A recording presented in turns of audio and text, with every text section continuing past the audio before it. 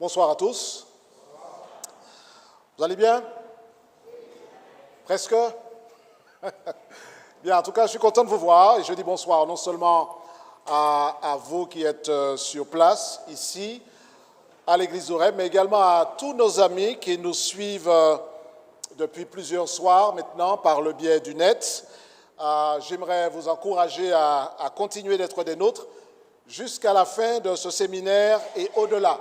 Alors, laissez-moi profiter de l'occasion pour nous rappeler que si vous suivez ce séminaire et que vous avez besoin d'entrer en contact avec nous, alors on va m'aider juste peut-être pour enlever et remettre la télécommande, la clé USB de la télécommande, enlever et remettre si ça repart, sinon...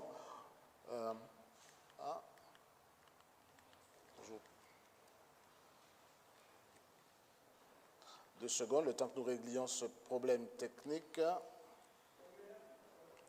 Alors, ok, voilà, normalement ça devrait être bon.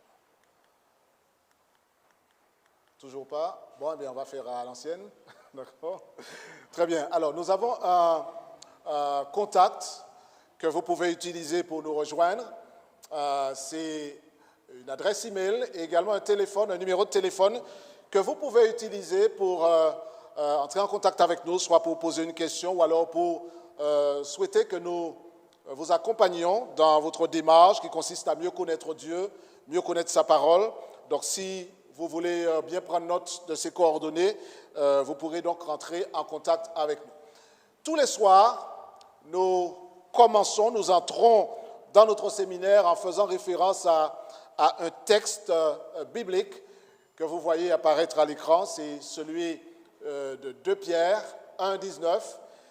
Et nous tenons pour d'autant plus certaine la parole prophétique à laquelle vous faites bien de prêter attention, comme à une lampe qui brille dans un lieu obscur jusqu'à ce que le jour vienne apparaître et que l'étoile du matin se lève dans vos cœurs.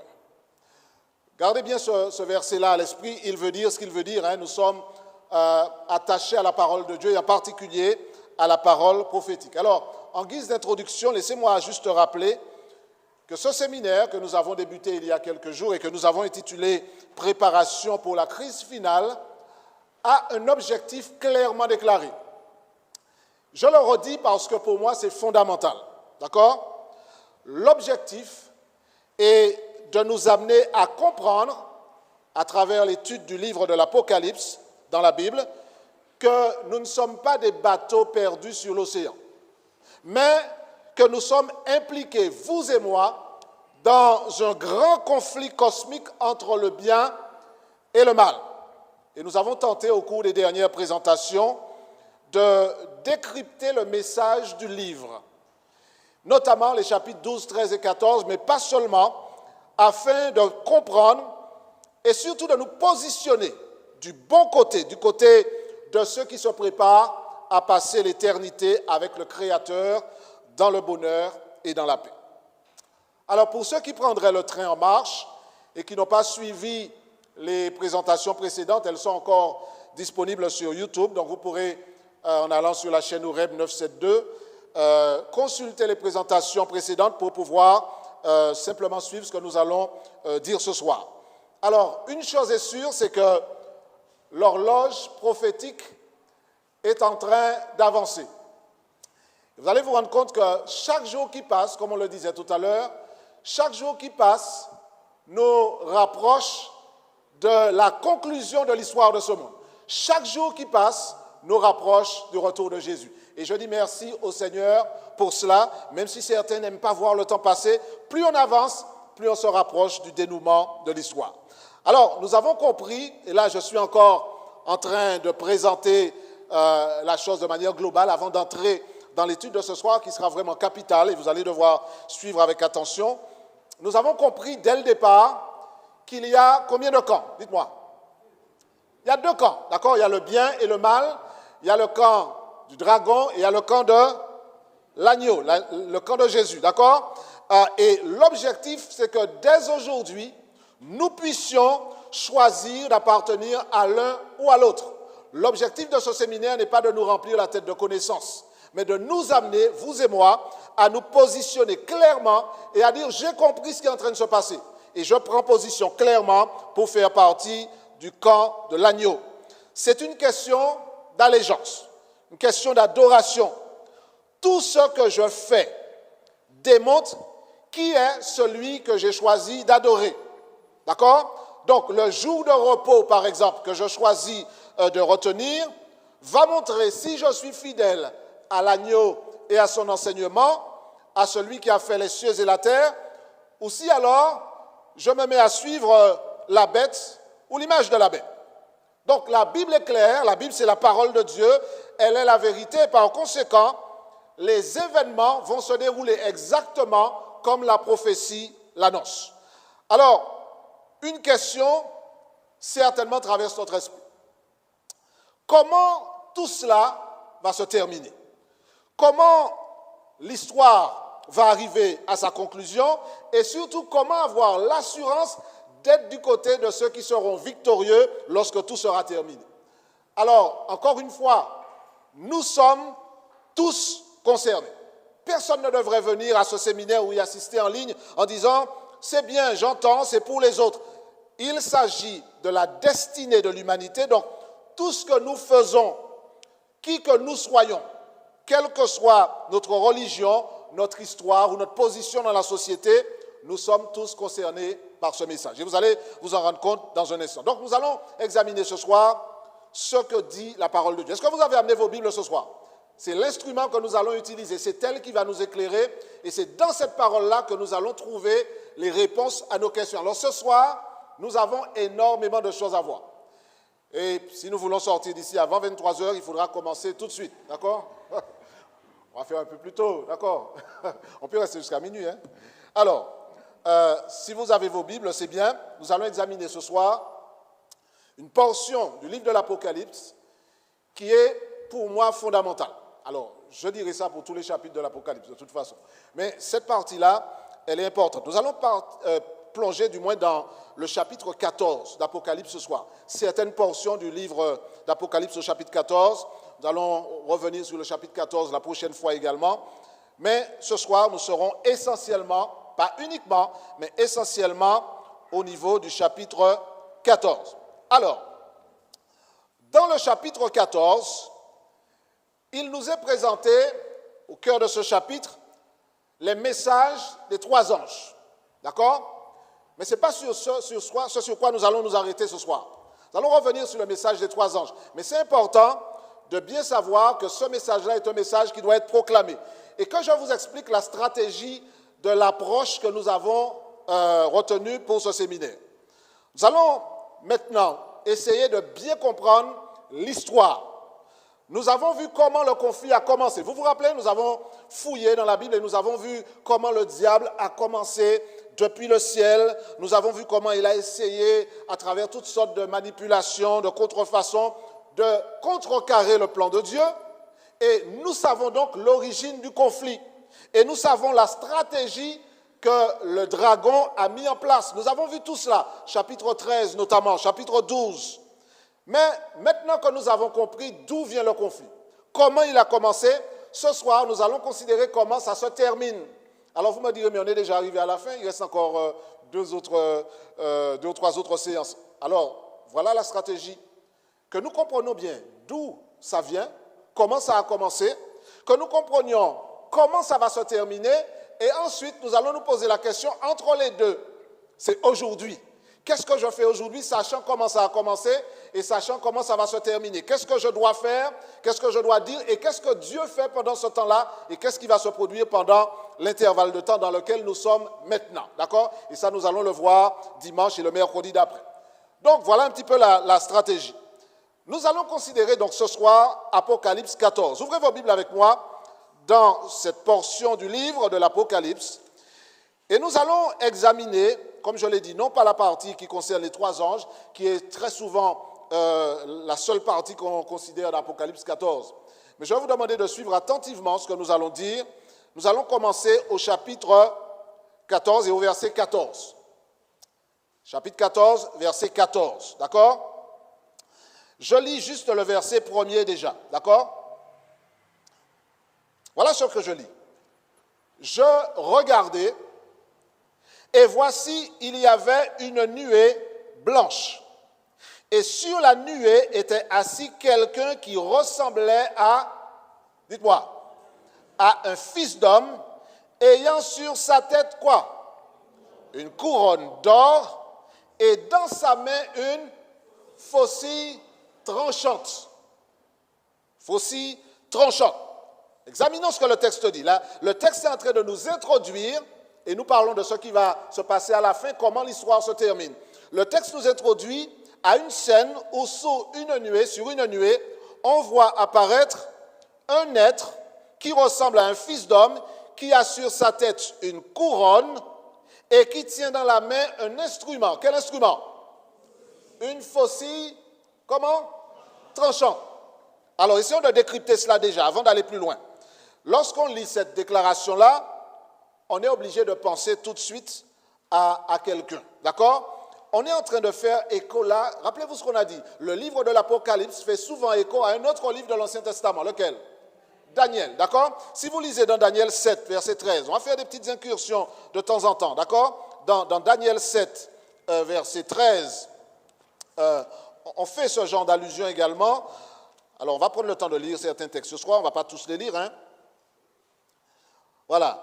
Je regardais, Daniel 7, 13, je regardais pendant mes visions nocturnes, et voici, sur les nuées des cieux, arrive à quelqu'un de semblable à un fils de l'homme. D'accord? On est dans cette même description-là. On a un écho de Daniel 13, ou même si on lit dans le Nouveau Testament, hein, dans Matthieu 24, verset 30. On va faire rapidement quelques petites incursions, parce que l'Apocalypse, c'est un livre qui emploie des images qui sont déjà dans le texte biblique. Matthieu 24, verset 30. Qui nous parle justement du retour de Jésus. Qu'est-ce qu'on lit dans Matthieu 24, 30?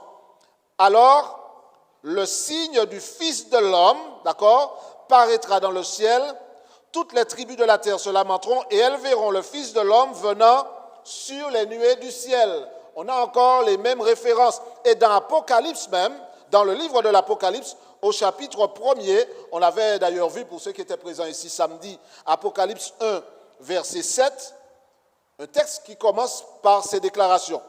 Apocalypse 1, verset 7. Voici, il vient avec les nuées. Donc, on fait allusion là à la venue de Jésus. D'accord? Donc, c'est la personne qu'on voit apparaître là, eh bien, a toutes les caractéristiques du Fils de Dieu. Et il est assis sur les nuées. Donc, c'est bien le personnage dont on parle. Mais on nous précise qu'il a en main un outil. Et on a dit qu'il a une faucille tranchante. Qu'est-ce qu'on fait avec une faucille? On moissonne, d'accord? On moissonne. Et là, le verset 2 de Apocalypse 14, gardez toujours un doigt sur Apocalypse 14, hein, c'est le texte de base. Donc, on va bien comprendre ce qui se passe ici. Apocalypse 14, verset 15. Le deuxième verset qu'on lit pour ce soir. Apocalypse 14, verset 15. Et un autre ange sortit du temple, criant d'une voix forte à celui qui était assis sur la nuée. Lance ta faucille et moissonne. Lance ta faucille et moissonne, car l'heure de moissonner est venue, car la moisson de la terre est mûre. Donc, celui qui est présenté là comme étant sur la nuée est en train de venir, il a à la main une faucille, et la faucille sert à moissonner. Il s'agit bien donc du Christ, d'accord? Et comme vous le voyez, la moisson, on avait montré l'image à l'instant, eh bien, la moisson, c'est ce que l'on récolte lorsqu'on passe avec les instruments. Alors, on emploie des instruments de l'époque. Hein. Aujourd'hui, ça se fait avec des machines. Mais le texte est clair parce que le temps de la moisson est arrivé et il est question de moissonner. Alors, cette faucille qui sert à moissonner, on va essayer de comprendre ce que ça veut dire. Pourquoi est-ce qu'on emploie ici l'image de la faucille? On va lire deux textes pour bien nous placer encore dans le contexte. Dans l'évangile de Marc, on va commencer par le Nouveau Testament et puis on ira dans le livre de Joël juste après. Marc, chapitre 4. L'évangile de Marc, au chapitre 4. Alors ce soir, nous allons laisser parler la Bible, d'accord? Donc dans Marc, chapitre 4, verset 29. Que lit-on? Marc 4, verset 29. Je lis ici. Et dès que le fruit est mûr, on y met la faucille car la moisson est là. D'accord? Donc on est en plein dans l'image biblique de la moisson. Dans Joël 3. Joël 3. D'accord? On était dans Daniel, Osée, Joël 3, verset 13. On est encore dans cette même image. Alors, je précise ça parce que l'Apocalypse emprunte souvent des images d'autres textes des Écritures. Mais on va comprendre pourquoi. Et ce soir, je vous assure que quand on aura compris ce qui est en train de se passer là, nous allons soit nous désoler ou alors nous réjouir. Je n'ose pas imaginer que nous serons dans le camp de ceux qui vont se désoler. Voilà ce que le texte dit. On parle de faucille, mais c'est une bonne nouvelle qui arrive après, en tout cas pour ceux qui sont du bon côté. Joël 3, verset 13. Saisissez la faucille, car la moisson est mûre. Venez, foulez, car le pressoir est plein, les cuves regorgent, car grande est leur méchanceté. Je relis ce texte-là, le verset 13, parce que c'est presque une clé pour décrypter ce qui vient après. Le texte de Joël 3, verset 13 dit « Saisissez la faucille, car la moisson est mûre. » D'accord? Et il ajoute « Venez, foulez, car le pressoir est plein, les cuves regorgent, car grande est leur méchanceté. » Donc, qu'est-ce qu'on est en train de dire ici? Suivons bien, la proclamation de l'Évangile a eu lieu. La parole de Dieu a été proclamée, le message est lancé, l'invitation est lancée. Et puis il y a un moment où l'ivraie et le bon grain poussent parce que la semence a été plantée. Mais après que la semence a été plantée et qu'elle est poussée, il arrive le moment de moissonner. On est d'accord? Et c'est à ce moment-là que la faucille doit pouvoir être utilisée. Le moissonneur va passer avec sa faucille. C'est ce qui est décrit ici. Alors, chacun doit savoir quelle sera sa destinée selon les choix qu'il ou elle aura fait. Quelle sera ma destinée? Lorsque le moissonneur va venir avec sa faucille, que va-t-il m'arriver? Dans quelle catégorie je serai? Et vous comprenez pourquoi, depuis le début, nous sommes en train de dire qu'il y a un choix à faire. Et nous l'avons rappelé au début, il y a combien de groupes? Je repose la question. Combien de groupes y a-t-il en réalité? 2 groupes. Ceux qui ont choisi d'adorer Dieu, le Créateur, et ceux qui ont choisi d'adorer la Trinité satanique, d'accord? Ceux qui auront accepté la marque de la bête, ceux qui auront reçu le sceau de Dieu de notre côté. Donc, à la fin de l'histoire de ce monde, la moisson a lieu, d'accord? Alors, replacez tout ça en perspective. Le diable a essayé par tous les moyens d'empêcher le plan de Dieu de se réaliser, d'accord? Et puis là, finalement, on sait que l'histoire va se terminer, mais nous sommes là aujourd'hui. Et la Bible nous apprend que l'histoire se termine par une moisson. Le moissonneur va passer avec sa faucille parce que tout le monde aura entendu, tout le monde aura eu l'occasion de prendre position. Et là, la moisson va se faire entre le blé et, alors on dit l'ivraie, mais dans l'Apocalypse, là on parle de raisin. Suivez bien les détails qui sont donnés. Retournons dans l'Apocalypse 14. On va laisser vraiment parler le texte. Lisons les versets suivants. On va lire les versets 15 à 20. Versets 15 à 20 d'Apocalypse, pour bien saisir le reste de l'histoire. Et vous allez comprendre les symboles qui sont utilisés ici. Et un autre ange, donc sorti du temple, criant d'une voix forte, à celui qui était assis sur la nuée, lance ta faucille et moissonne, car l'heure de moissonner est venue, car la moisson de la terre est mûre. Et celui qui était assis sur la nuée jeta sa faucille sur la terre, et la terre fut moissonnée. Et un autre ange sorti du temple qui est dans le ciel, ayant lui aussi une faucille tranchante. Et un autre ange, qui avait autorité sur le feu, sortit de l'autel et s'adressa d'une voix forte à celui qui avait la faucille tranchante, disant, lance ta faucille tranchante et vendange les grappes de la vigne de la terre, car les raisins de la terre sont mûrs. Versets 19 et 20.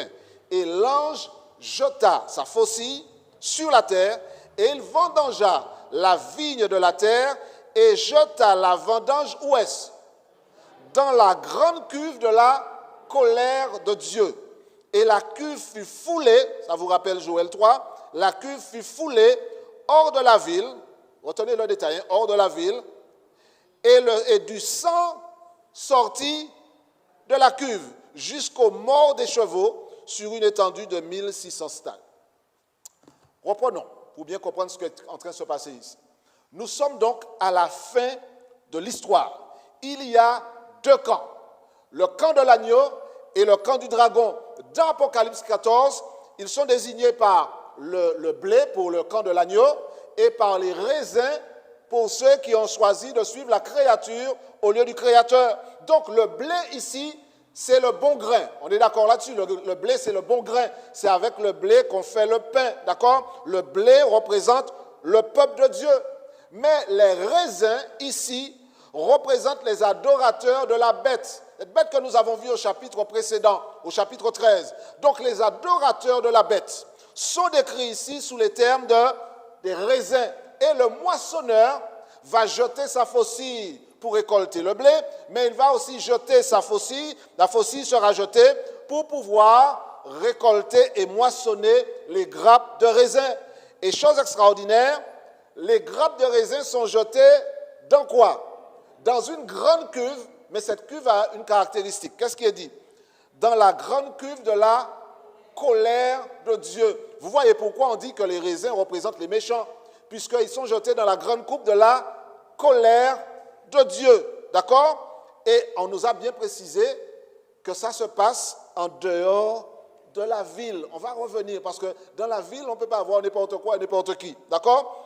Donc, l'histoire va trouver son épilogue à travers cette moisson réalisée par Jésus-Christ lui-même. Le temps de la moisson arrive. Alors, suivons bien, on est juste au début là, il y a encore beaucoup de choses qui vont se produire. Le texte m'apprend que l'histoire se termine par une grande moisson. Le grand moissonneur, Jésus lui-même, qu'on a décrit comme celui qui vient sur les nuées, va récolter le blé, et puis les raisins sont jetés dans la coupe de la colère de Dieu. Pourquoi? Parce que chacun a pris position. Le peuple de Dieu a reçu quoi sur son front? Le sceau de Dieu, d'accord? Et puis ceux qui ont choisi d'adorer la bête ont reçu la marque de la bête, d'accord? Donc le peuple de Dieu va manifester sa fidélité à la parole de Dieu, va observer les commandements de Dieu, notamment le sabbat, d'accord, qui est un signe d'obéissance, d'allégeance, de fidélité, et qui est une manière de reconnaître que Dieu est vraiment le créateur de la terre. Donc, les justes, et j'ai presque envie de dire vous et moi, d'accord, si nous sommes là à ce moment-là, les justes sont scellés, et le sort de ceux qui sont rejetés est également scellé. Nous sommes là à un moment de moisson. C'est un moment où on n'a pas à choisir. On sait déjà dans quel camp on est. Les enfants de Dieu sont le blé et les raisins représentent ceux qui seront jetés dans la cuve de la colère de Dieu.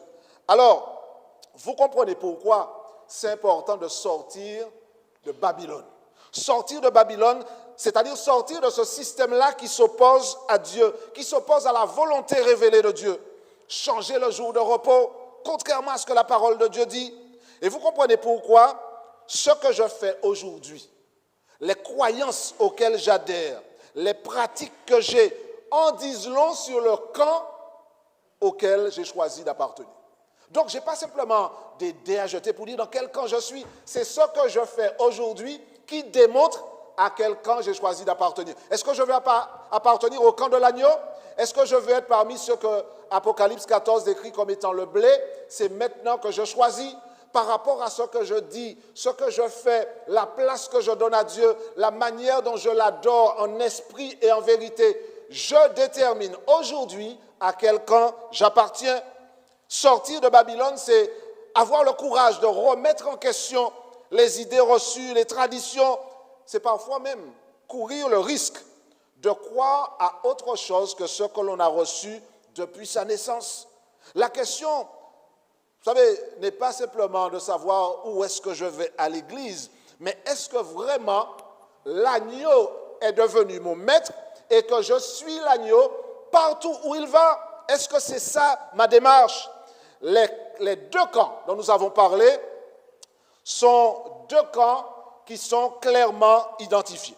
Il y a donc les saints qui se préparent pour l'éternité et puis les réprouvés qui, eux, recevront les 7 plaies. On va en parler dans une autre présentation. Mais le peuple de Dieu sera protégé. Dans un instant, on va développer ça. Et vous voyez bien qu'il y a 2 camps, parce qu'ils sont représentés par 2 femmes dans l'Apocalypse. Rappelez-vous que le diable, c'est le champion de quoi? Le champion de la contrefaçon. On a pris le temps de détailler tout cela, d'accord? La trinité satanique, contrefaçon de la trinité céleste, et puis toutes les autres contrefaçons que le diable fait. Dans l'Apocalypse, il y a 2 camps symbolisés par 2 femmes, d'accord? Il y a la femme pure, d'accord? Et puis il y a la prostituée.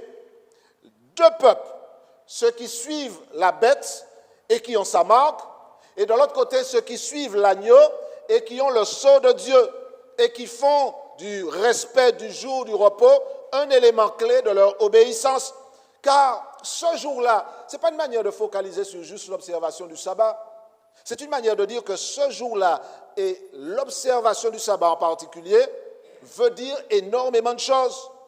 Pas simplement comme un jour parmi tant d'autres, mais les implications de l'observation du sabbat. Quand j'observe le sabbat, je suis en train de dire que je reconnais que Dieu est créateur. Je reconnais qu'il est souverain de l'univers. Je reconnais que sa loi est encore valable et que je ne peux pas la changer. Donc, ce que je suis en train de dire là, ce n'est pas une question de religion. Je rappelle à tous ceux qui sont ici et à tous ceux qui nous écoutent sur le net.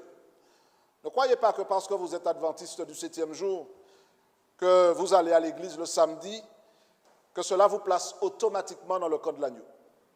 Vous pouvez être adventiste et ne pas appartenir à l'agneau.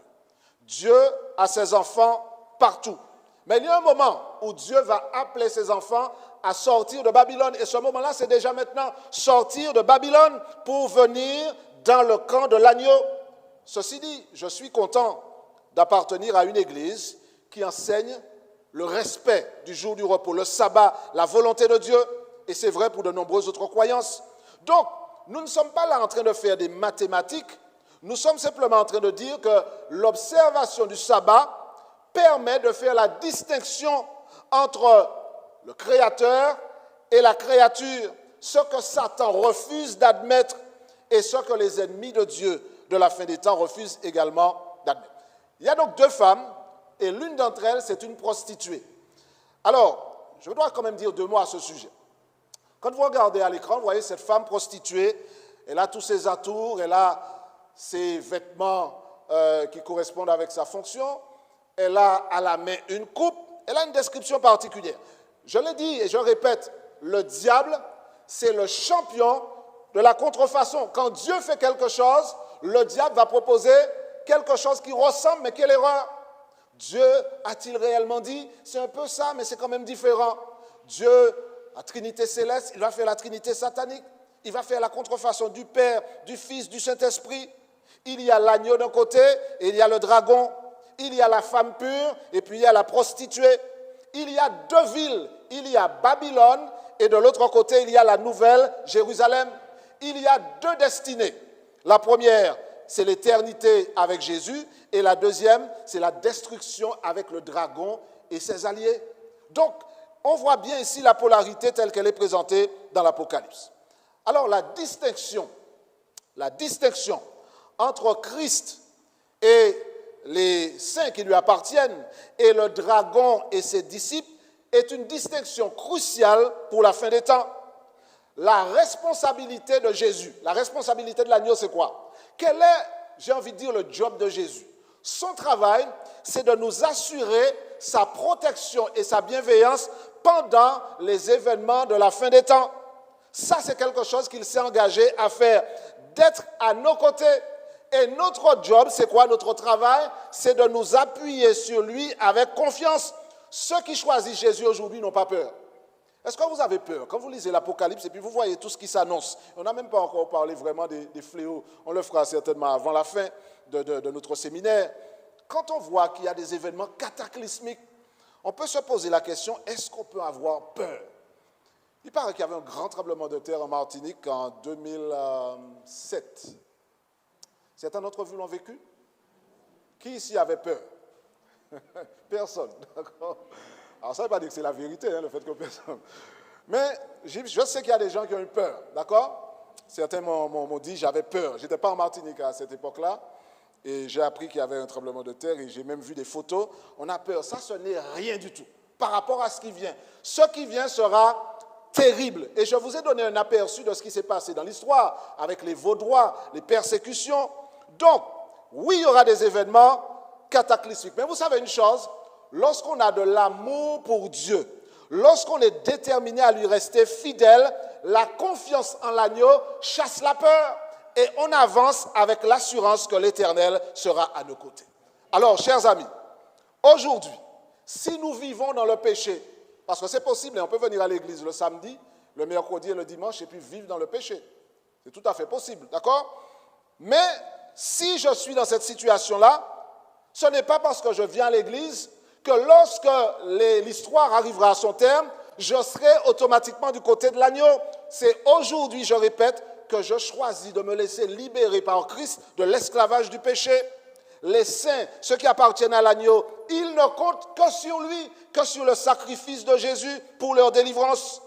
D'ailleurs, traverser les événements de la fin en vainqueur n'est pas le résultat d'un entraînement dans une salle de sport. Vous pouvez aller faire des pompes toute la journée, soulever des haltères, pédaler toutes sortes de vélos. Ce n'est pas ça dont nous avons besoin comme préparation pour la crise finale. C'est intéressant, faites-le, d'accord? Si vous n'avez pas encore commencé, faites-le. Vous avez entendu? Faites-le. Mais la préparation pour la crise finale est une préparation d'abord spirituelle. Dans quel camp suis-je? Est-ce que j'ai une communion étroite avec l'agneau qui a été immolé? Les saints vont compter sur la puissance de Dieu, alors que les disciples du dragon vont compter sur le dragon lui-même. Nous avons étudié au chapitre 13 que le dragon, avec ses amis et ses alliés, vont tout faire pour détruire les enfants de Dieu. Il va les intimider, il va les menacer. On a bien vu dans le chapitre 13, si vous n'avez pas la marque, qu'est-ce qui va vous arriver? Vous serez condamnés à mort. Vous vous rappelez ce qu'on a étudié la dernière fois? Si vous n'acceptez pas la marque, vous serez tués. Vous ne pourrez ni acheter ni vendre. Donc, le diable essaie de détruire les enfants de Dieu en les intimidant, en les menaçant de destruction et de mort, en les empêchant d'acheter ou de vendre s'ils n'ont pas la marque de la bête. Donc, les disciples du dragon vont s'appuyer sur la puissance humaine, alors que les disciples de Jésus vont s'appuyer sur la puissance divine.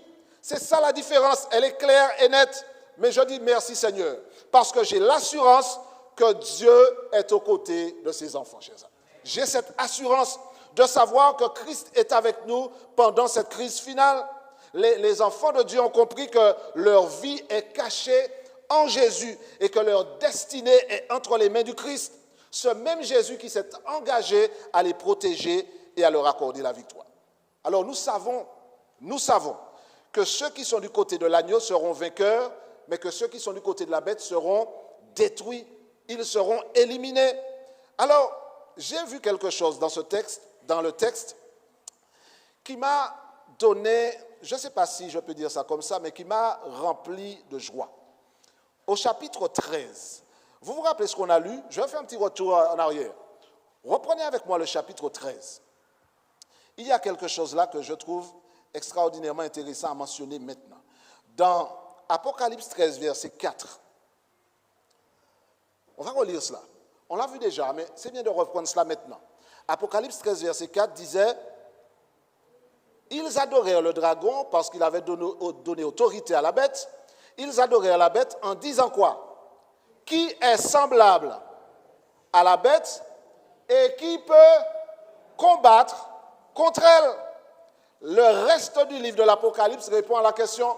La question est extraordinaire. Hein? Qui est semblable à la bête et qui peut combattre contre elle? Ça veut dire que la bête est tellement puissante que le défi est lancé. Qui peut se battre contre cette bête-là? Qui peut lutter contre cette bête?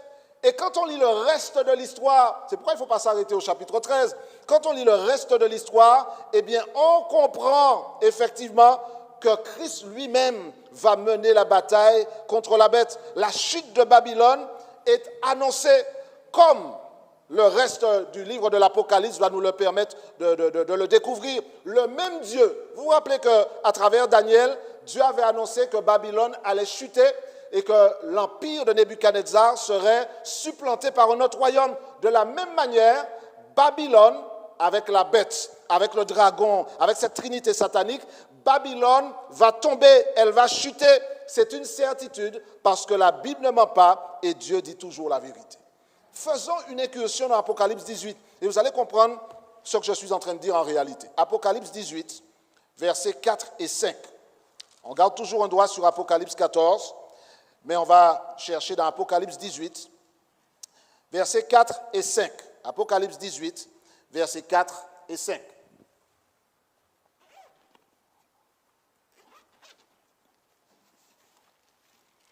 Vous avez trouvé? Voilà ce que le texte dit. Apocalypse 18, versets 4 et 5. Je lis. Et j'entendis du ciel une autre voix qui disait, « Sortez du milieu d'elle, mon peuple, afin que vous ne participiez point à ses péchés et que vous n'ayez point de part à ses fléaux. Car ses péchés se sont accumulés jusqu'au ciel et Dieu s'est souvenu de ses iniquités. Payez-la comme elle a payé et rendez-lui au double selon ses œuvres. Dans la coupe où elle a versé, versez-lui au double. » Ça veut dire que l'appel est lancé à sortir de Babylone. Pourquoi? Parce que Dieu aime son peuple. Sortez de cet endroit qui va chuter et qui sera détruit. Donc, ceux qui appartiennent à l'agneau ne peuvent pas être en même temps résidents de Babylone. Je ne peux pas être dans le camp de l'agneau et puis être un citoyen de Babylone. À la fin des temps, le système Babylone, qui va se manifester, nous l'avons dit, sous la forme d'une entité politico-religieuse, qui va vouloir imposer la loi des hommes en mettant de côté la loi de Dieu. Nous sommes invités à sortir de Babylone. Alors j'entends plusieurs qui me disent, mais pasteur, je n'ai pas besoin de sortir de Babylone. Je viens à l'église le samedi. Je vais redire, on peut venir à l'église le samedi et avoir son passeport babylonien. On peut être citoyen babylonien pur jus, sans mélange ni conservateur. Mais on vient à l'église le samedi. Ce n'est pas une question de où je vais, mais qui habite dans mon cœur et qui a le contrôle de mon esprit. Est-ce que j'appartiens à l'agneau ou est-ce que je pratique les œuvres de Sodome et Gomorrhe? Est-ce que je piétine la loi de Dieu ou est-ce que je lui donne la première place? Donc l'appel à sortir de Babylone est une démonstration que Dieu nous aime. Sortez de là, comme il avait dit à Lot et à sa famille, sortez de là, je vais détruire Sodome et Gomorrhe. Donc sortez de Babylone, elle a déjà perdu.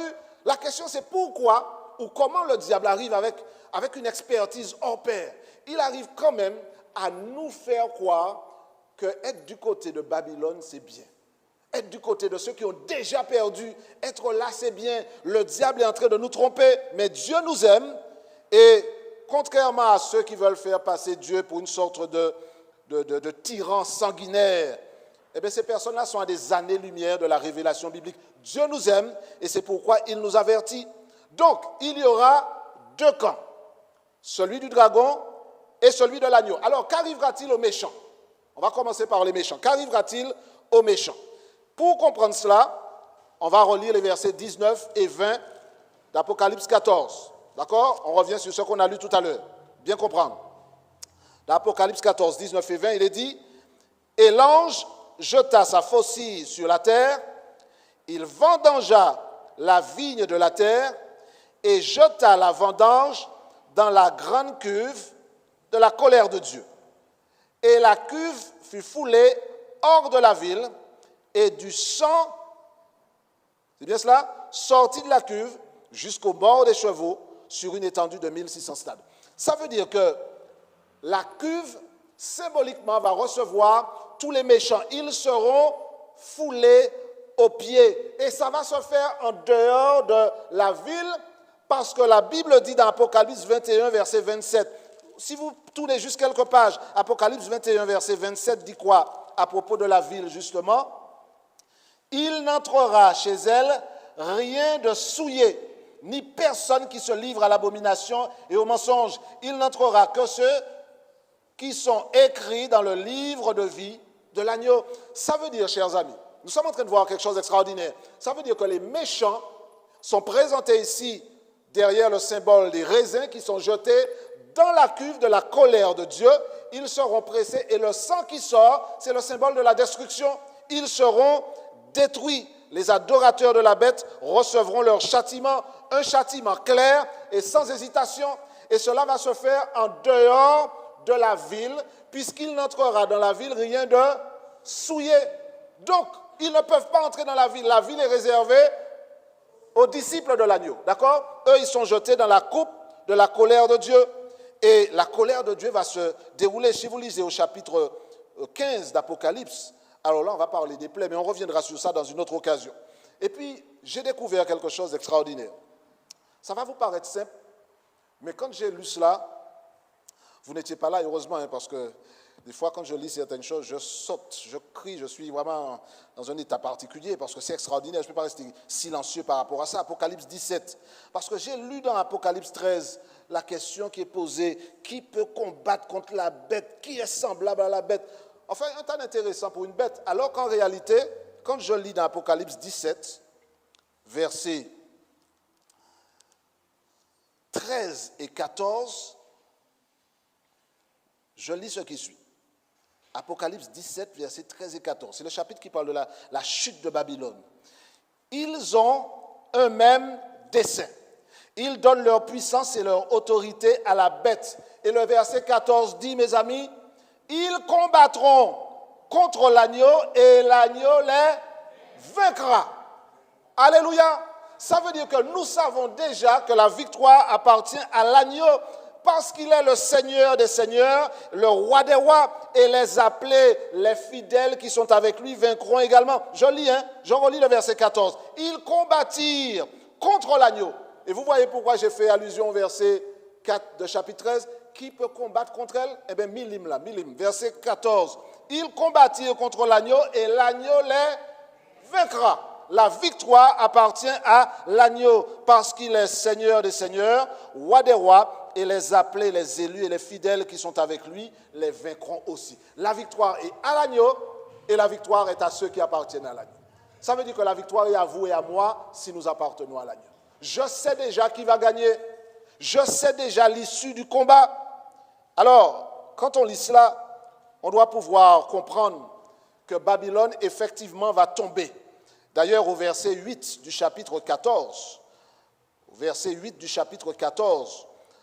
la portion dans le message des trois anges, il est dit clairement, pour ceux qui en doutent. Un second ange suivi en disant, elle est tombée, Babylone la grande. Qui faisait quoi? Pourquoi est-ce qu'elle va tomber?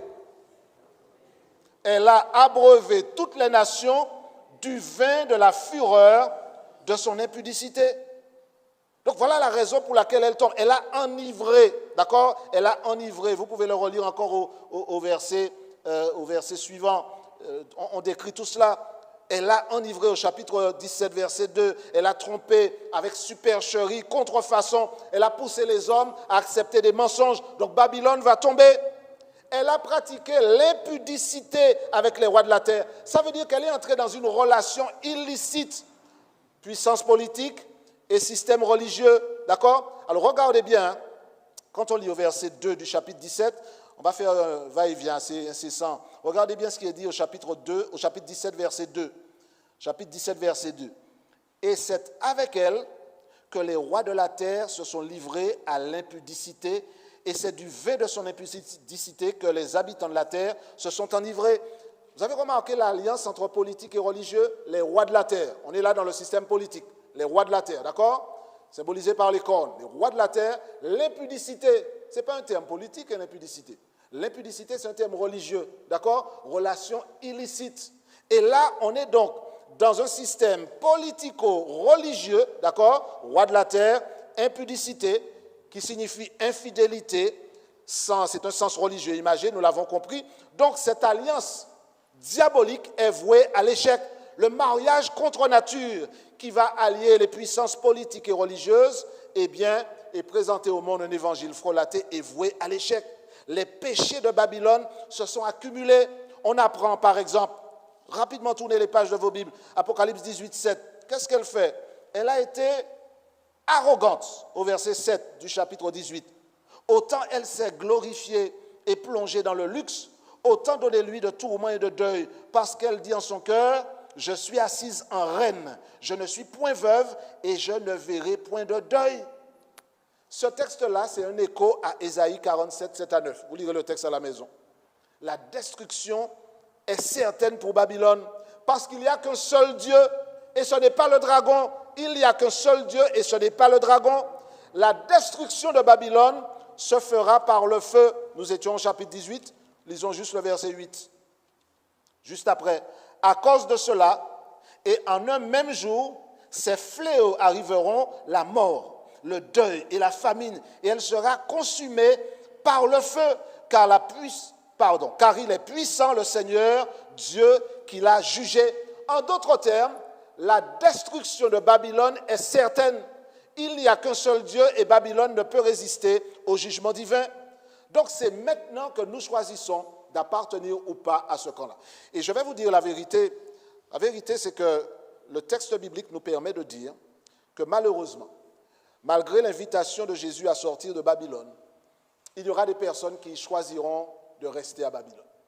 Ces personnes seront détruites avec le dragon et toute sa clique, parce que seuls ceux qui appartiennent à l'agneau pourront entrer dans la ville. Et le texte que nous avons étudié là maintenant nous dit que le blé, c'est le bon grain, le peuple de Dieu, et les raisins représentent les adorateurs de la bête. Ils seront détruits dans la cuve de la colère de Dieu. Mais maintenant, la question se pose. Donc, vous avez bien compris les versets 14 à 20, l'image qui est utilisée. La faucille, le blé et les raisins. On est au clair là-dessus? Tout le monde a compris? La faucille, la moisson, le blé, le peuple de Dieu, et les raisins qui représentent les méchants. C'est au clair pour tout le monde? La question se pose maintenant, si c'est ce qui arrivera aux méchants, qu'arrivera-t-il aux justes? Qu'arrivera-t-il aux disciples de l'agneau?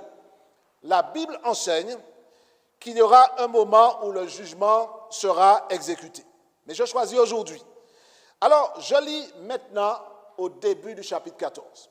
Là, on a parlé des méchants, ce qui va leur arriver, la coupe de la colère de Dieu. Mais qu'arrivera-t-il aux justes?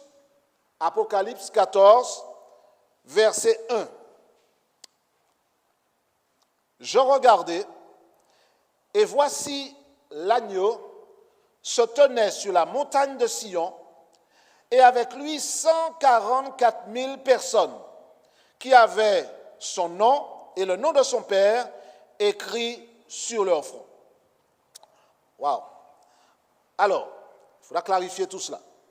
L'agneau se tient sur la montagne, et avec lui, il y a combien de personnes? 144 000 personnes. Regardez à l'écran le petit calcul qui apparaît. 144 000, c'est quoi? 144 000, en réalité, c'est 12 multiplié par 12, multiplié par 1000. Alors, vous allez me dire, mais pourquoi je précise les choses de cette manière? 12 multiplié par 12, multiplié par 1000, 144 000. N'oubliez pas qu'il y a dans la Bible ce qu'on appelle la symbolique des chiffres. Par exemple, le chiffre 7 symbolise la plénitude, la perfection, d'accord?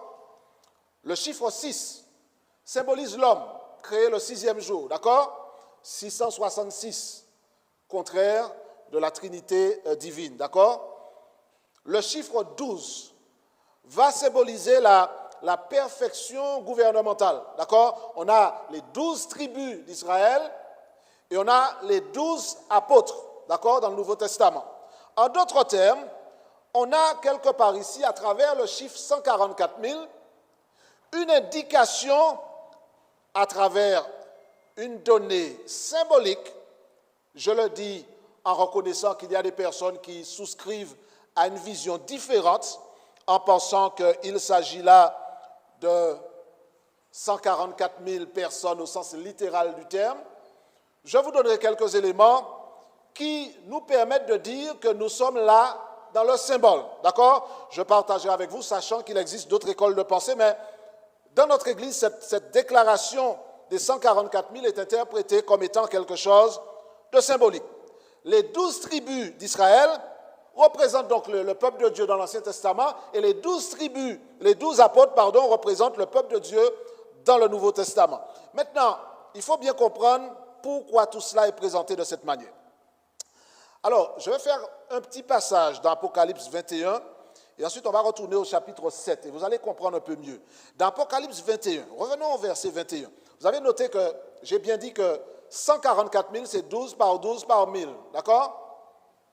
12 tribus d'Israël, 12 apôtres. Le peuple de Dieu sur l'ensemble de l'histoire, d'accord? Nouveau Testament et Ancien Testament. Dans Apocalypse 21, versets 12 à 14, je lis ce qui suit. On nous parle de la nouvelle Jérusalem. Elle avait une grande et haute muraille. Elle avait combien de portes? 12 portes. Et sur les portes, 12 anges et des noms écrits, ceux des 12 tribus des fils d'Israël. À l'Orient, 3 portes, au nord, 3 portes, au midi, 3 portes, et à l'Occident, 3 portes. La muraille de la ville avait 12 fondements, et sur eux, les 12 noms des 12 apôtres de l'agneau. Donc, la ville que Dieu va donner aux rachetés qui vont passer l'éternité, elle est paramétrée avec les 12 tribus d'Israël et les 12 apôtres. Est-ce que vous l'avez lu là dans les versets qu'on a mentionnés à l'instant? Donc, la ville repose sur cette notion du peuple de Dieu à travers l'histoire. 12 tribus d'Israël et les 12 apôtres, c'est ceux qui vont entrer dans la ville sainte, la nouvelle Jérusalem. D'ailleurs, le chiffre 1000 est souvent utilisé pour signifier une unité militaire de base, d'accord? Vous pouvez lire ça dans Nombre 1, verset 16, Nombre 10, verset 4, 1 Samuel 8, verset 12, puis d'autres textes, vous pouvez les trouver. Mais on est en train de dire là quelque part que 144 000, c'est 12 par 1000. Le peuple de Dieu, depuis l'Ancien Testament jusqu'au Nouveau Testament, 12 tribus, 12 apôtres. Et puis, ils forment l'armée du Seigneur qui vont entrer dans la ville parce que c'est un peuple de militants, un peuple de ceux qui mènent la bataille avec l'agneau. C'est la totalité du peuple de Dieu. C'est une manière symbolique de désigner tous ceux qui font partie du peuple de Dieu, le peuple militant qui remporte la victoire avec Jésus. Si ce chiffre-là devait être pris littéralement, ça veut dire que par rapport à la population mondiale, ceux qui seront là à ce moment-là, 144 000, ce n'est pas énorme. C'est quelque part limité. Et en plus, quand je lis dans Apocalypse 7. Apocalypse 7 va nous aider à comprendre un petit peu mieux. Apocalypse 7, on va lire les versets 1 à 8. Alors, comprenez bien ce qui se passe là, parce que c'est extraordinaire. On va devoir accélérer un petit peu, puisque on va vouloir bien comprendre ce qui se dit ici. Apocalypse 7, 1 à 8. Je lis. Après cela, je vis 4 anges, debout aux 4 coins de la terre.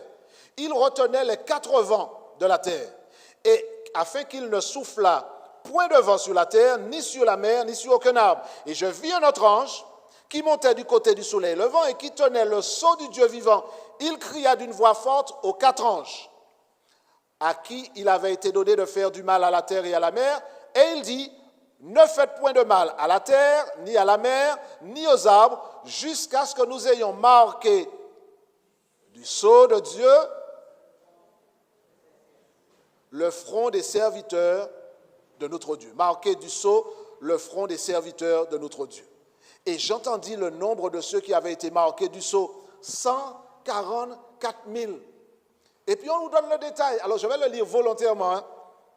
144 000 de toutes les tribus des fils d'Israël. De la tribu de Juda, 12 000 marqués du sceau. De la tribu de Ruben, 12 000. De la tribu de Gad, 12 000. De la tribu d'Azer, 12 000. De la tribu de Nephtali, 12 000. De la tribu de Manassé, 12 000. De la tribu de Siméon, 12 000. De la tribu de Lévi, 12 000. De la tribu d'Issachar, 12 000. De la tribu de Zaboulon, 12 000. De la tribu de Joseph, 12 000. Et de la tribu de Benjamin, 12 000 marqués du sceau. Je me pose une question. C'est 144 000 qui ont fait couler tant d'encre et de salive.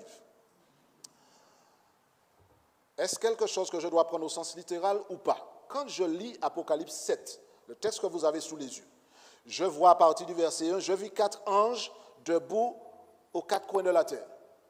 Je vous pose une question simple. Est-ce que la terre a des coins?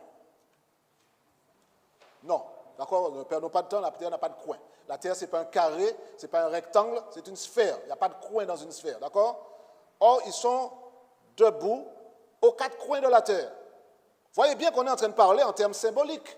D'accord? C'est une manière de dire, on représente les 4 points cardinaux. D'accord? Donc, il n'y a pas de coin à la terre. La terre, ce n'est pas un carré, il n'y a pas de coin. Ils retiennent les 4 vents de la terre. Est-ce que vous croyez que les vents qui sont là, c'est les vents de la météo qu'ils retiennent? Non. D'accord? Ce n'est pas cela. On est dans le symbolique. On est dans les fléaux que Dieu s'apprête à déverser et qui sont présentés ici sous la forme de vent. D'accord? Le sceau. Il faut qu'il soit marqué du sceau sur le front.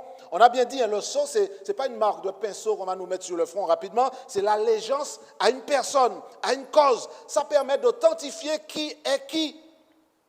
Et nous avons vu que les éléments du texte sont symboliques. Si c'était littéral, on aurait un autre problème. Je vais attirer votre attention sur une chose. Le texte dit que les 144 000 sont des 12 tribus d'Israël. Ça veut dire que si on le prend littéralement, ça veut dire qu'Israël doit être littéral aussi. Or, c'est difficile à croire parce que je ne suis jamais allé en Israël. Je ne suis pas né en Israël, je ne suis pas de là-bas. Mais, bonne nouvelle, d'après Galates 3, verset 27, je et nous sommes héritiers selon la promesse. Donc oui, je suis israélite, selon la promesse. Même jamais, en n'ayant jamais mis le pied là-bas, je suis Israël spirituel. Donc on est dans le symbolique. Ce n'est pas Israël littéral. D'ailleurs, vous avez remarqué que chaque tribu a 12 000. Comme par hasard, c'est 12 000 dans chaque tribu. Le chiffre est rond, presque carré d'ailleurs. Il est possible de retrouver d'ailleurs aujourd'hui les 12 tribus qui n'existent plus comme elles existaient à l'époque. Juste un peu d'histoire, hein. Le royaume du Nord qui avait 10 tribus, ils ont été éliminés littéralement lorsque les Assyriens, au 8e siècle, ont englouti pratiquement cette nation du Nord. Lisez ça dans 2 Rois 17, quand vous serez à la maison. Les tribus ont ensuite disparu, elles ont été déportées, elles ont été mélangées. Et puis, n'oubliez pas que quand on parle des 12 tribus d'Israël, à plusieurs endroits dans la Bible, on vous présente la liste différemment. C'est le seul endroit dans la Bible où les 12 tribus sont présentées avec en premier quelle tribu? Verset 5. Quelle est la tribu qui est mentionnée d'abord? La tribu de Juda. À votre avis, pourquoi? Parce que l'auteur du livre met en avant une personne. Cette personne, c'est Jésus, le lion de la tribu de Juda. Donc, il le met d'abord. Peu importe si les autres listes de la Bible dans l'Ancien Testament présentent la liste autrement, parce que ce n'est pas Juda qui était l'aîné, c'est Ruben qui était l'aîné. Mais là, on présente d'abord Juda, parce que le personnage principal, c'est Jésus, le lion de la tribu de Juda. Donc, on est là encore dans le symbole. Dans le symbole, il y a une raison pour laquelle l'agneau est mis en avant ici. Donc, le nombre total, le nombre complet de ceux qui seront debout avec Dieu à la fin des temps, il représente ceux qui seront fidèles. C'est plus une manière de décrire un groupe de personnes plutôt que de donner une limite de nombre de personnes qui seront debout. D'ailleurs, je rappelle une chose, que dans Apocalypse 14, quand on parle des 144 000, vouloir prendre cela littéralement nous mettrait en difficulté. Regardez bien ce qui est dit ici. Je regardais, on va prendre le temps de lire jusqu'au verset 5. Et voici l'agneau se tenait sur la montagne de Sion et avec lui 144 000 personnes qui avaient son nom et le nom de son Père écrit sur leur front. Et j'entendis du ciel une voix comme un bruit de grosses eaux, comme le bruit d'un grand tonnerre, et la voix que j'entendis était comme celle de joueurs de harpe, jouant de leur harpe.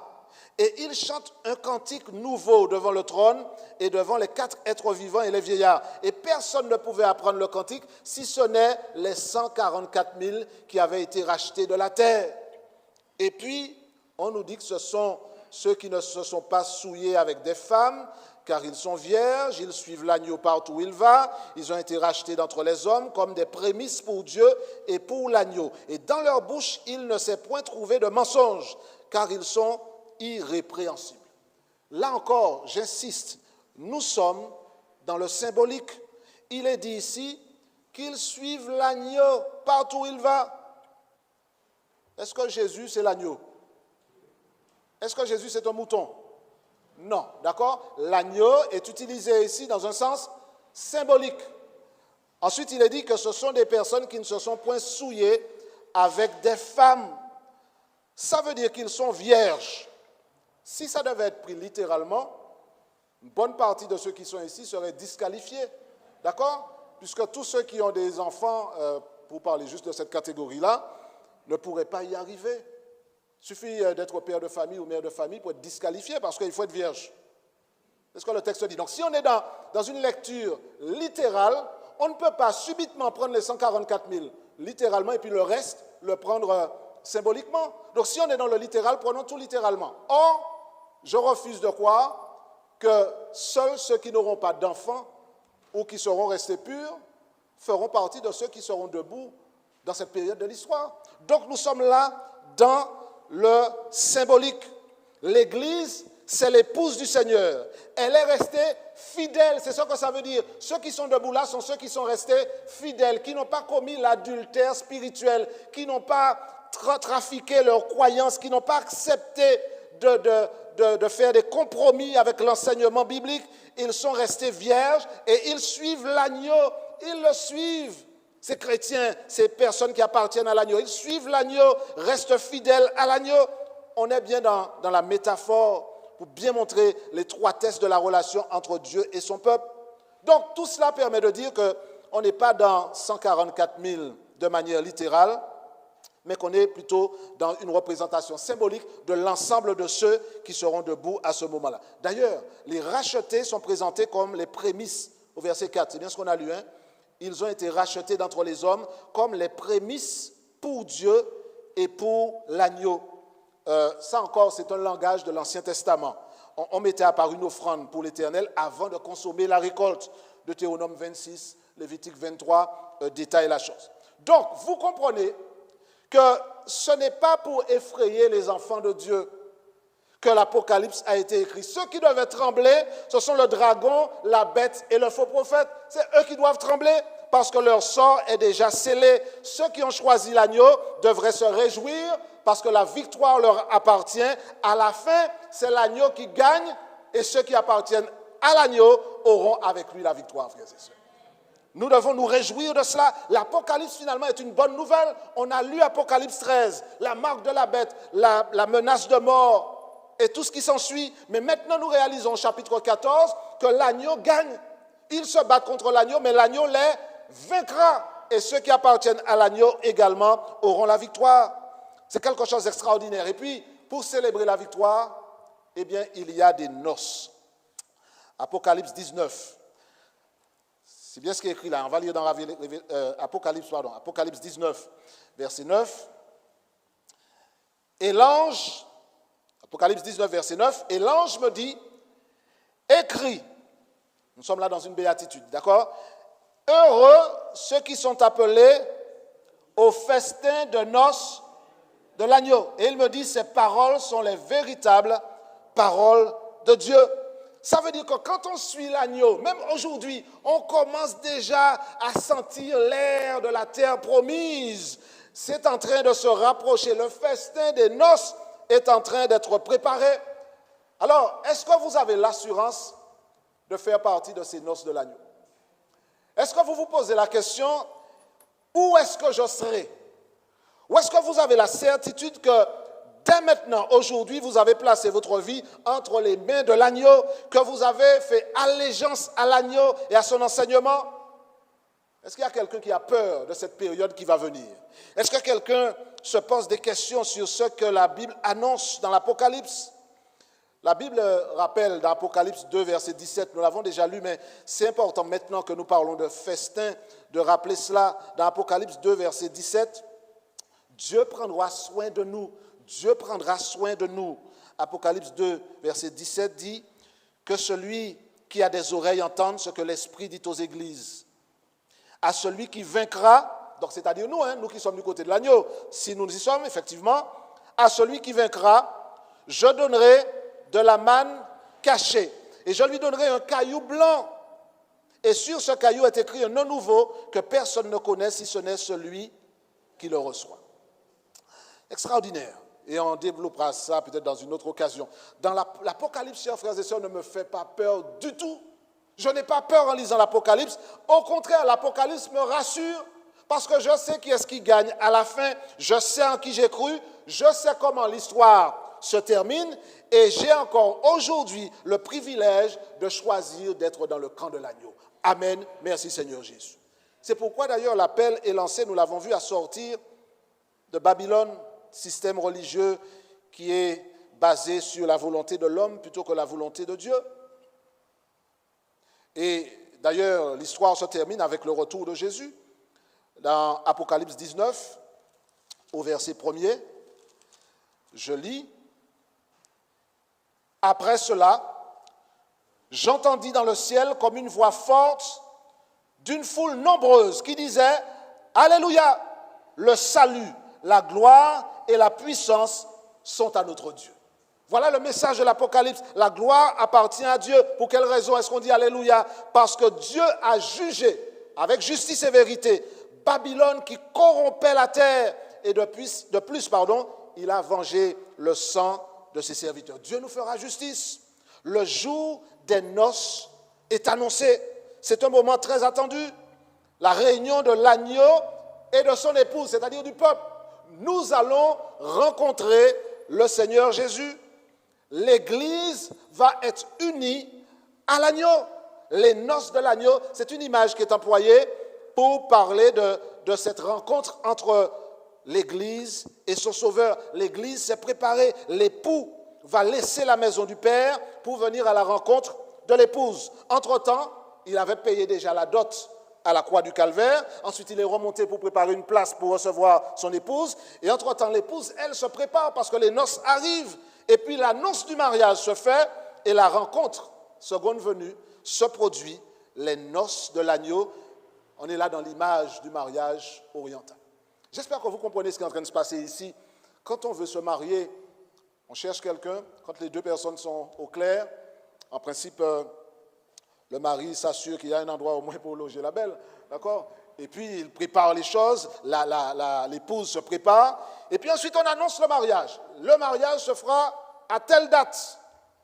Et là, on se prépare, on sait que la date arrive, elle approche, et c'est un moment extraordinaire d'anticipation.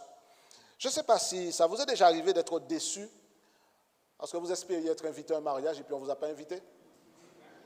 C'est dur, hein? Vous dites, c'est pas possible. J'ai été en classe avec cette personne-là depuis le CM2. Je l'ai aidé, j'ai fait tout, et puis tout le monde a reçu une carte, et puis je suis là comme un double 6 dans un jeu de domino, voilà, et puis je n'ai pas encore réussi à trouver comment est-ce que j'arriverai au mariage. Certains se transforment en resquilleurs, on jambe les fenêtres, pas vous, et puis entrent quand même, mais certains se disent, pourquoi je n'ai pas été invité? Vous savez, la bonne nouvelle dans cette histoire, c'est que nous tous, nous avons été invités. Tout le monde a été invité. Il y a des gens qui vont jeter la carte. Il y a des gens qui disent, je ne veux pas aller là, le menu ne me plaît pas. Mais je déclare, chers amis, que l'invitation de Jésus est une invitation qui ne se refuse pas. Je veux vivre l'éternité avec Jésus. Je sais qu'il reviendra. Les noces de l'agneau vont se réaliser bientôt. La question était posée. Vous vous rappelez ce qu'on a dit tout à l'heure? La question était posée. Qui peut combattre la bête? La réponse est claire. Nous l'avons vu dans le texte d'Apocalypse. La réponse est claire. L'agneau est vainqueur. Il a vaincu tous ses ennemis. Le dragon est terrassé. On ne fait pas la fête avec l'agneau, chers amis. On ne fait pas la fête avec l'agneau. Et parce qu'il est vainqueur, il régnera au siècle des siècles. Et nous, la question se pose, et nous, est-ce que nous serons avec lui? Et puis, peut-être que certains se posent la question, mais qu'arrive-t-il au dragon? Eh bien, dans le chapitre 20, on apprend, et juste, on ne s'apesantira pas dessus, au chapitre 20, on apprend que le diable, le dragon, sera lié pendant 1000 ans. Parce que l'agneau est venu chercher son épouse, d'accord? Il vient chercher son épouse, et puis, symboliquement, il est lié pendant 1000 ans, parce qu'il n'y a plus personne à séduire. Mais chose extraordinaire, mes amis, vous ne me croirez pas. Je me dis, mais ce n'est pas possible. Le diable a essayé avant la création d'Adam et Ève. Quand Dieu a créé Adam et Ève, il est descendu, il a corrompu nos premiers parents. Ensuite, comme Dieu a mis en place le plan du salut, il a dit, il faut que ça capote. Il est venu, il a essayé de dévorer l'enfant que la femme allait accoucher. Il n'a pas réussi, il est remonté au ciel. Il a une bataille, il a été vaincu, il a été précipité sur la terre. Il fait la guerre à la famille de l'agneau, à ceux qui gardent les commandements de Dieu, qui ont le témoignage de Jésus. Mais il n'a pas fini. Dans Apocalypse 13, il y a la bête, il y a l'image de la bête, il y a la marque de la bête. Il continue. Et puis lorsque Jésus est revenu, les noces sont en train de battre leur plein. Les noces se déroulent. Qu'est-ce qu'il fait? Il lance un dernier assaut quand même. Il ne s'arrête pas. Il n'a pas arrêter pièce. Il continue. Mais la chose extraordinaire, dans Apocalypse 20, on nous dit clairement que toute cette clique-là va être détruite. Le dragon, la bête aquatique, la bête terrestre, l'image de la bête, le faux prophète, même bête, même poil, même destinée, même défaite, même destruction. Où serez-vous? Où serons-nous? Dans le chapitre 20, les choses sont claires. Il va essayer de séduire Gog et Magog, lancer une dernière attaque. Mais ils seront détruits dans le feu. Et le texte emploie l'expression, ils seront tourmentés au verset 10 du chapitre 20, ils seront tourmentés jour et nuit au siècle des siècles. C'est une expression, chers amis, qui dit que la conséquence de leur destruction sera totale. Ce n'est pas un petit feu comme ça que vous voyez à l'écran là, ça c'est un petit feu de buisson. On parle d'un feu qui va détruire le dragon. Les cornes du dragon vont brûler. Le dragon, la bête, le faux prophète et tous ceux qui auront choisi de devenir parents, amis et alliés de cette clique disparaîtront avec lui. Les conséquences sont éternelles. Je rappelle qu'on ne peut pas à la fois parler de destruction et de feu éternel. Par définition, en français, détruire signifie amener à cesser d'exister. Donc on ne peut pas éternellement ne plus exister. D'accord? C'est soit on existe, soit on n'existe pas. Donc la destruction n'est pas éternelle, mais les conséquences de la destruction sont éternelles. Ce n'est pas le feu qui est éternel, mais les conséquences de la destruction. Alors je voudrais terminer ce soir avec quelques citations. Mais non sans avoir rappelé que le texte qu'on a lu tout à l'heure dans Apocalypse 14 disait que ceux qui sont les 144 000, ils jouaient de la harpe. Ils chantaient le cantique de délivrance. C'est peut-être la première fois de ma vie où je vais chanter sans fausse note, parce que je serai là, il n'est pas de question que je rate le rendez-vous. Je vais chanter comme tous ceux qui seront ce jour-là debout.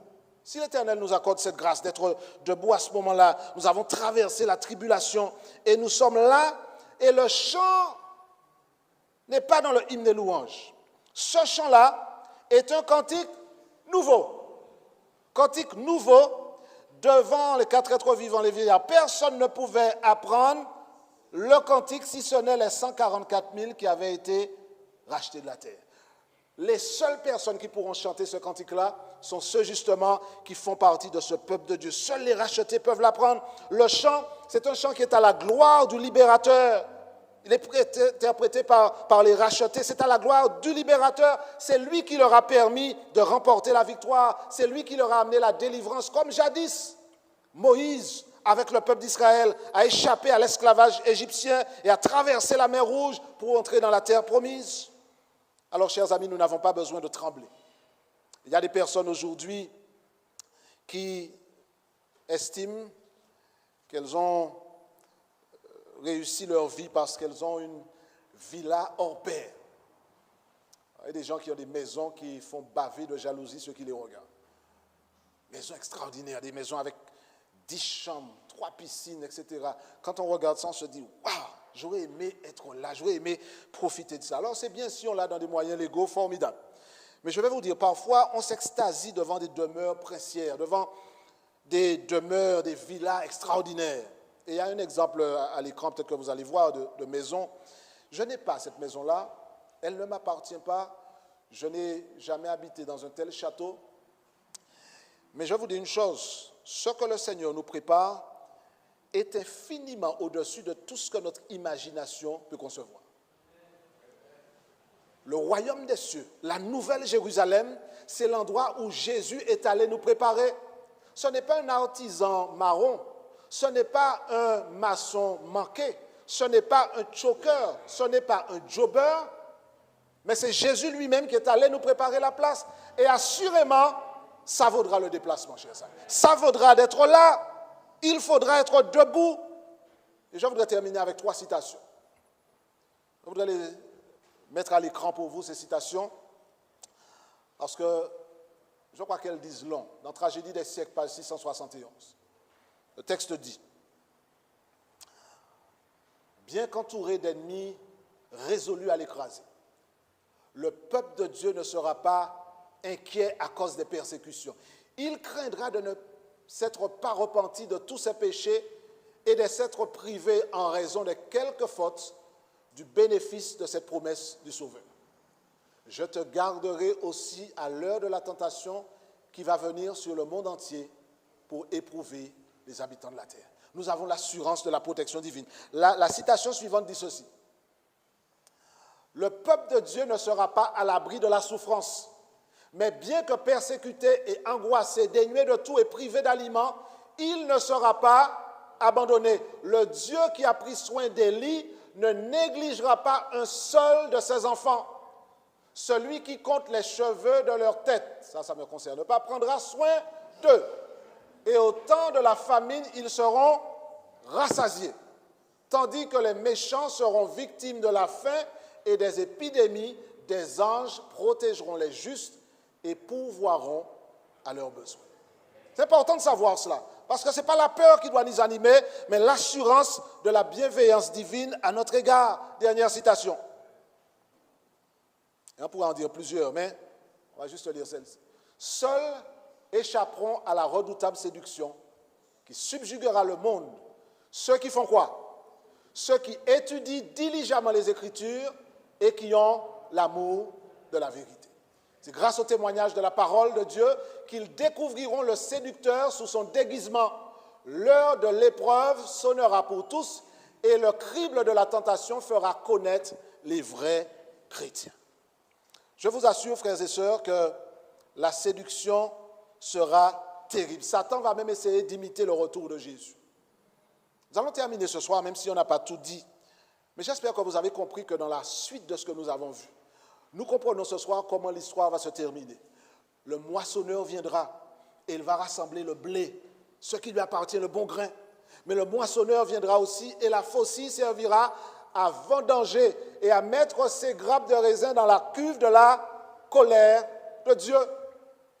Et nous savons que ceux qui seront debout, ce que la Bible présente sous les traits des 144 000, et nous avons donné des éléments qui laissent à penser vraisemblablement qu'il s'agit d'un chiffre symbolique représentant l'ensemble du peuple de Dieu à ce moment-là, eux qui seront debout et qui pourront chanter le cantique de l'agneau, qui pourront chanter ce chant que seuls pourront interpréter.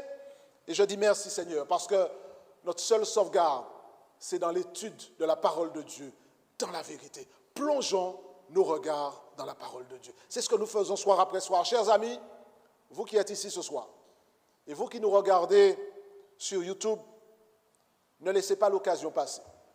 La pire des choses serait de prendre l'odeur du festin des noces de l'agneau et de ne pas y être. La pire des choses serait d'avoir passé son temps de vie à rester du côté du dragon et de sa famille, plutôt que d'intégrer le camp des saints, ceux qui appartiennent à l'agneau. Ce qui s'est passé au Mont Carmel va se reproduire à notre époque. Au moment où les événements vont se précipiter, l'expérience où des deux camps, Dieu donnera son approbation à un camp et condamnera l'autre. Cette expérience va se reproduire. Et c'est pourquoi je dis que notre seule sauvegarde, c'est dans la parole de Dieu et dans la vérité. Alors vous comprenez que je conclue ce soir en disant que c'est le moment, comme je le dis chaque soir, de prendre clairement position du côté de la vérité. J'ai choisi pour moi-même de suivre Jésus. J'ai choisi l'agneau. J'ai choisi de suivre sa vérité. Et nous allons voir lors de la dernière rencontre comment ça se traduit aujourd'hui. Comment est-ce que je peux dire, pas simplement avec ma bouche, j'ai choisi l'agneau, mais comment dans la pratique on peut être du côté gagnant. Et ça peut révolutionner la vie d'un chrétien. Et nous allons nous retrouver avant cela pour examiner d'autres portions du texte. Mais ce soir, je dis, Seigneur, ancre-moi dans ta vérité et que rien ni personne ne me détourne de l'agneau, de sa parole, de la vérité et de l'espérance de participer au grand festin qui est préparé pour nous. Est-ce qu'il y a quelqu'un qui veut se joindre à moi ce soir pour dire, Seigneur, je veux faire partie de ces noces, de ces réjouissances. Je veux être là pour participer au festin des noces de l'agneau. Est-ce qu'il y a quelqu'un qui veut dire ça ce soir? Si c'est le cas, je vous invite à vous mettre debout. Avant de prendre notre chant thème, nous allons prier. Et nous allons demander à Dieu d'ancrer cela en nous, que la vérité soit dans nos cœurs. Nous n'avons pas fini d'étudier le livre de l'Apocalypse, nous allons ensuite retourner dans d'autres chapitres pour examiner ce qui va se passer entre le début du conflit et puis la fin. Nous avons vu le début et la fin, nous sommes au milieu. Qu'est-ce qui va se passer? Les seaux seront ouverts, les plaies seront déversées. Et nous allons voir ça dimanche soir. À partir de 18h30, nous allons entrer dans une autre phase extraordinaire d'étude du livre de l'Apocalypse. Mais avant, je voudrais que nous prions pour demander à Dieu sa grâce sur nous tous, alors que nous avons terminé la rencontre de ce soir. Prions ensemble. Notre Père, notre Dieu, ta parole est une lampe à nos pieds, une lumière sur notre sentier. Nous avons étudié ce soir, Seigneur, le chapitre 14 d'Apocalypse, et tu nous as permis de comprendre clairement, Seigneur, qu'il y a deux camps. Le camp de ceux qui seront jetés dans la cuve de la colère de Dieu. Et puis le camp de ceux qui suivent l'agneau, qui, eux, sous les traits des 144 000, seront invités au festin des noces de l'agneau et entonneront ce cantique que seuls pourront interpréter. Fais de nous, Seigneur, des chrétiens debout. Et si nous devons être là, Seigneur, à cette période, que nous soyons clairement dans le camp de ceux qui t'appartiennent. Visite-nous par ton esprit. Que rien ni personne ne nous fasse, Seigneur, succomber à l'appel des sirènes, mais que nous puissions rester fidèles à ta parole. Fidèles à ta parole. Ancrés dans la vérité, jusqu'au moment où tu reviendras nous chercher. Seigneur, fais-nous du bien et ramène-nous ici dimanche soir pour que nous allions encore plus loin dans l'étude de ta parole. Nous te demandons cette grâce dans le nom de Jésus et pour ta gloire. Amen. Que Dieu nous bénisse. Nous chantons notre chantème pour nous séparer et nous nous retrouvons dimanche soir à 18h30.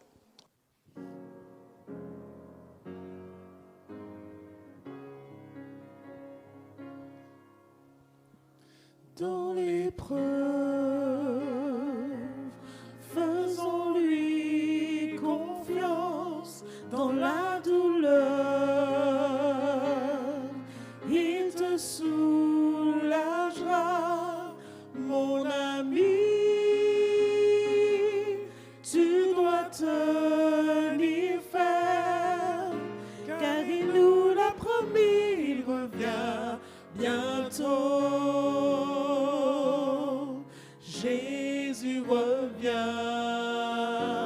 soyons prêts, gardons tous cet espoir dans nos cœurs, persévérons et prions, car il nous l'a promis, il revient bientôt. Jésus revient, soyons prêts, gardons tous cet espoir dans nos cœurs, persévérons et prions, car il nous l'a promis, il revient bientôt. Car il nous l'a promis, il revient bientôt. Car il nous a promis la vie éternelle.